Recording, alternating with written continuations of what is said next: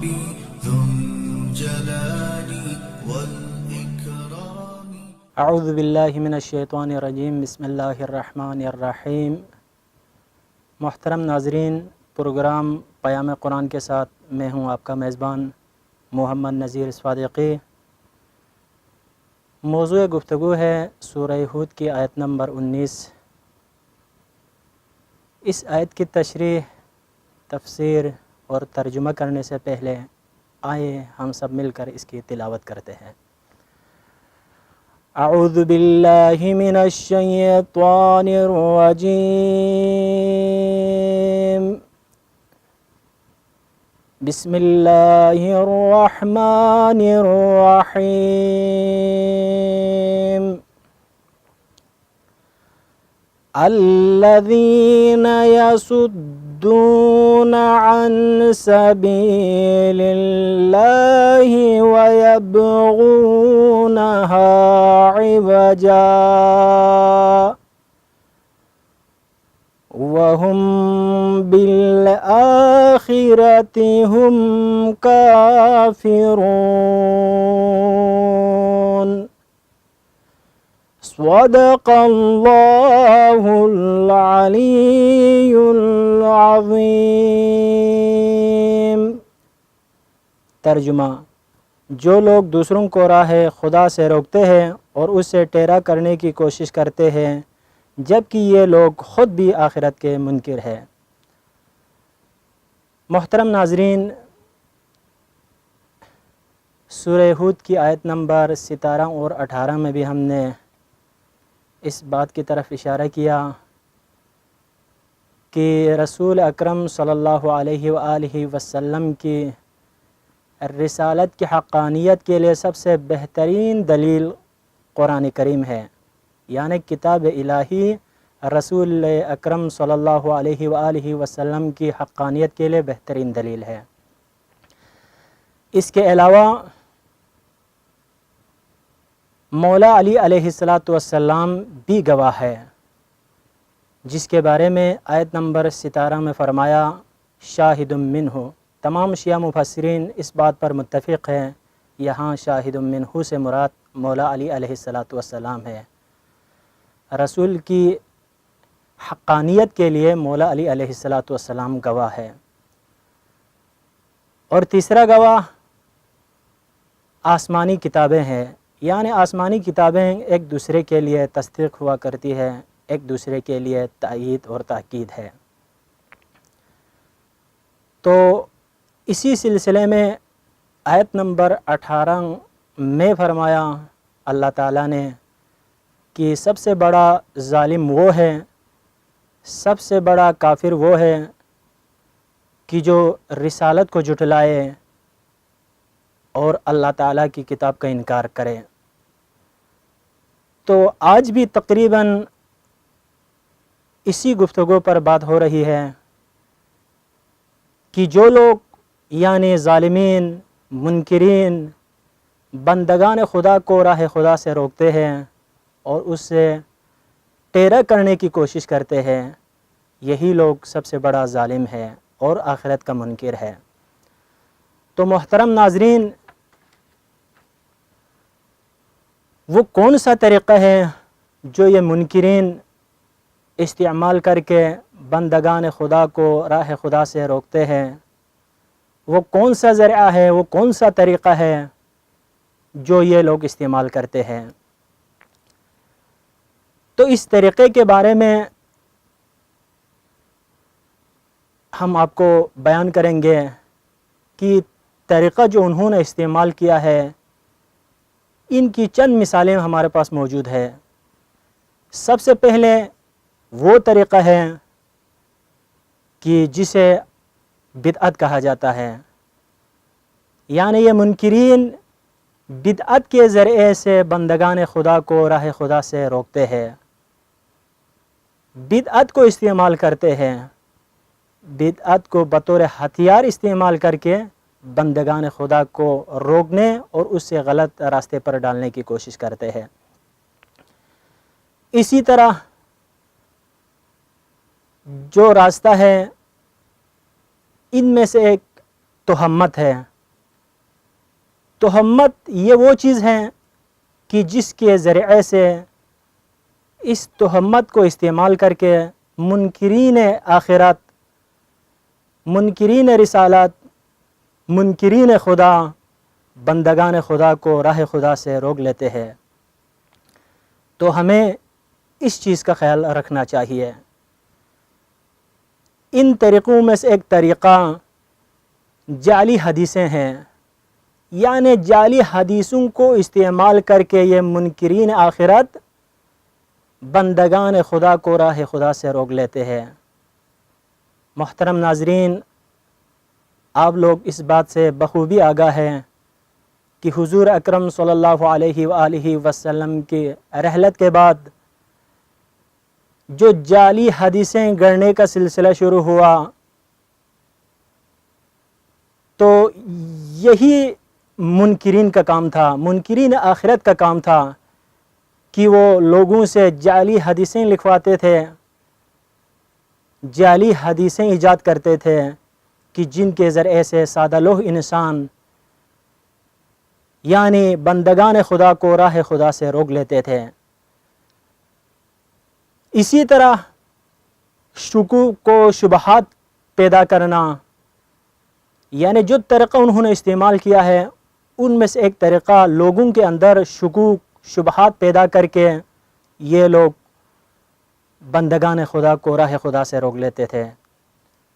یعنی اس طرح شکوک و شبہات مومنین کے اندر، مسلمانوں کے اندر، انسانوں کے اندر پیدا کرتے تھے کہ لوگوں کو یہ محسوس ہوتا تھا کہ آیا یہ جو میں انجام دے رہا ہوں عمل، یہ جو میں کام کر رہا ہوں، یہ جو میں عمل انجام دے رہا ہوں، آیا یہ صحیح ہے یا نہیں ہے؟ آیا یہی حکم خداوندی ہے یا نہیں ہے؟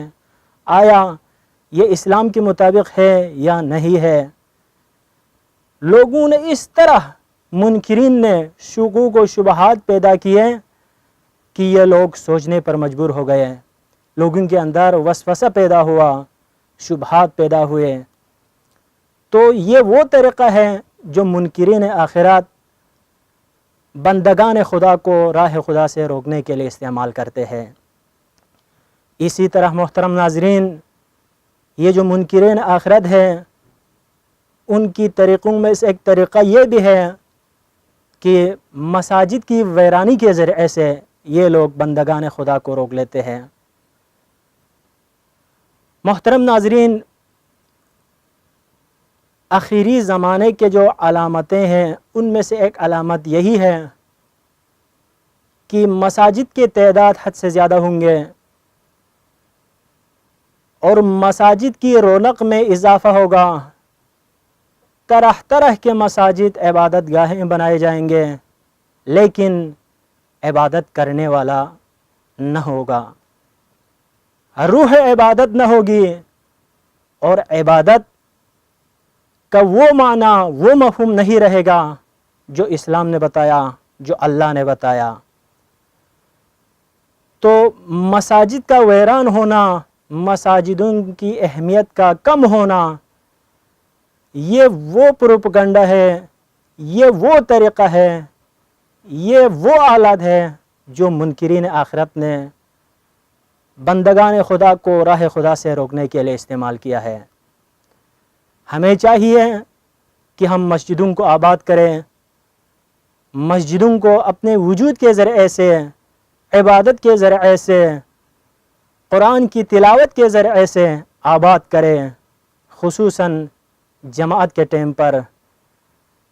کوئی مومن، کوئی مسلمان اس بہترین عبادت سے محروم نہیں ہونا چاہیے، چاہے آندھی آئے یا مشکلات آئے، تمام چیزوں کو بالائے طاق رکھ کر اس الہی عبادت کے لیے ہمیں مسجد پہنچنا چاہیے، اور ہر اس مقام پر پہنچنا چاہیے جہاں جماعت کھڑی ہو۔ تو محترم ناظرین، ہمیں ان چیزوں کا بھی خیال رکھنا چاہیے۔ اسی طرح منکرین آخرت، منکرین رسالت جو طریقہ بندگان خدا کو راہ خدا سے روکنے کے لیے استعمال کرتے ہیں، ان طریقوں میں سے ایک طریقہ فروعی مسائل کو ہوا دینا، یعنی چھوٹی چھوٹی چیزوں کو بڑھا چڑھا کے پیش کر کے لوگوں کے درمیان اختلاف ڈالنے کی کوشش کرتے ہیں، یعنی وہ بات جن کی بالکل اہمیت ہی نہیں ہے یا جن کا اسلام کے ساتھ، عقیدے کے ساتھ، قرآن کے ساتھ کوئی تعلق نہیں ہے، ان کو اتنا بڑا چڑھا کے پیش کرتا ہے کہ لوگ سمجھتے ہیں یہی اسلام ہے اور یہی ایمان ہے، یہی پیغام حق ہے۔ تو فروعی مسئلے میں اگر کہیں بھی کوئی چھوٹی سی اختلاف آ جائے تو اس کو اس طرح بڑھا چڑھا کے پیش کرتا ہے کہ اصلی مطلب رہ جاتا ہے، اصلی عبادت، اصلی جس مقصد کے لیے بنی نوع انسان کو پیدا کیا ہے، جس مقصد کے خاطر ہم اس دنیا میں آئے ہیں، اس مقصد کی طرف ہمیں جانے سے روک دیتے ہیں۔ تو محترم ناظرین، ہمیں ان چیزوں کا بھی خیال رکھنا چاہیے۔ فروعی مسائل میں، جزئی اور چھوٹی مسائل میں ہمیں نہیں الجھنا چاہیے اور ان چیزوں کا ہمیں خیال رکھنا چاہیے۔ اسی طرح جو طریقہ یہ منکرین آخرت استعمال کرتے ہیں، ان میں ایسے ایک باطل کی نشر و اشاعت ہے۔ باطل کی نشر و اشاعت خصوصاً آج کے اس دور میں ہم میڈیا کے ذریعے سے، سوشل میڈیا کے ذریعے سے، پرنٹ میڈیا کے ذریعے سے، الیکٹرانک میڈیا کے ذریعے سے، آپ سب اس بات سے بخوبی آگاہ ہیں کہ ایک غلط کام کو اس طرح پیش کیا جاتا ہے کہ سادہ لوح افراد اسی کو صحیح سمجھنے لگتا ہے، اور اس طرح اس کی تعریف کی جاتی ہے کہ عام لوگ سمجھتے ہیں کہ یہی حق ہے اور یہی صحیح ہے۔ تو محترم ناظرین، یہ بھی منکرین کی جو طریقہ ہے ان میں سے ایک یہی ہے، لہٰذا ہمیں ان چیزوں کا بھی خیال رکھنا چاہیے۔ اس کے علاوہ جو طریقہ ہے ان میں سے ایک طریقہ مؤمنین کی تحقیر اور توہین۔ یہ منکرین آخرت، ان کا کام ہی یہی ہوتا ہے کہ وہ لوگ جو مومنین ہیں، جو ہمیشہ جماعت کے لیے حاضر ہوتا ہے اور ہمیشہ دن کو روزہ اور رات کو عبادت کی صورت میں وہ لوگ عبادت الہی کو انجام دیتے ہیں، ان کو ایک انتہا پسند کے طور پر پیش کرتے ہیں دنیا کے سامنے، اور اس کو تنگ نظر کہا جاتا ہے، اور اس کو یہی شمار کرتے ہیں کہ یہ ایک اس کی حدود مسجد تک ہے، امام بارگاہ تک ہے، بس اس کو اس کے علاوہ کچھ بھی نہیں آتا ہے، اس کو کچھ بھی معلوم نہیں ہے۔ جبکہ سب سے بہترین انسان یہی لوگ ہوتا ہے، سب سے پڑھا لکھا یہی لوگ ہوتا ہے، اور سب سے بہترین انسان یہی لوگ ہوتا ہے جو اپنی دنیا کے ساتھ ساتھ آخرت کو بھی آباد کرتے ہیں۔ جبکہ وہ لوگ جنہوں نے مسجد تک نہیں دیکھا ہے، عبادت گاہوں کی طرف رخ بھی نہیں کیا ہے، وہ لوگ بڑھا چڑھا کے پیش کرتا ہے، ان کی تعریفیں ہر جگہ پر، اور ان کے لیے مختلف خطابات دیے جاتے ہیں، اور ان کو ایک ہیرو کے طور پر پیش کیا جاتا ہے۔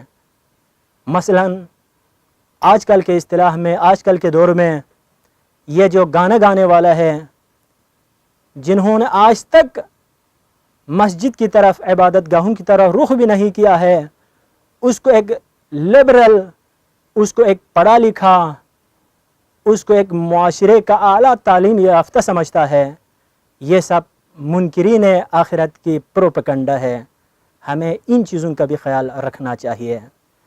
تو محترم ناظرین، آج کے اس گفتگو کا خلاصہ یہی ہے کہ راہ خدا کو بند کر دینا یا اس سے ٹیڑے انداز میں پیش کرنا یہ ظلم ہے۔ اللہ تعالیٰ ظلم کو پسند نہیں کرتا ہے، اسی لیے فرمایا الا لعنت اللہ علی القوم الظالمین۔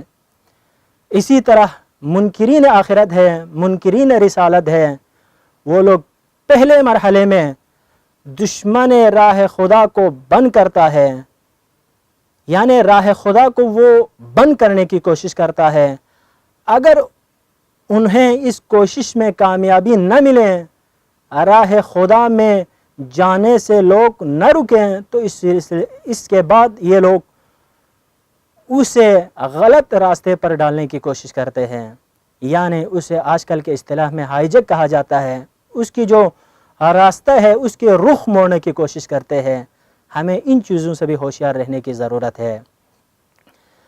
اسی طرح محترم ناظرین، دینی معارف میں تعریف اور دین کو غلط رنگ میں پیش کرنا بھی راہ خدا کو بند کرنے کی ایک قسم ہے۔ ان چیزوں کا بھی ہمیں خیال رکھنا چاہیے۔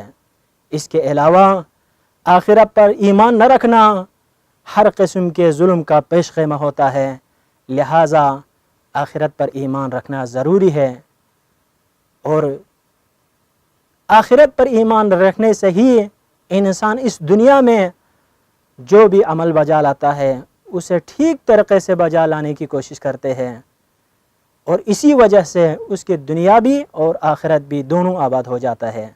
اسی گفتگو کے ساتھ میں آج کے اس مختصر گفتگو کو ختم کر دیتا ہوں۔ انشاءاللہ کل پھر آپ لوگوں کے ساتھ ملاقات ہوگی، تب تک کے لیے اجازت دیجیے۔ اللہ حافظ۔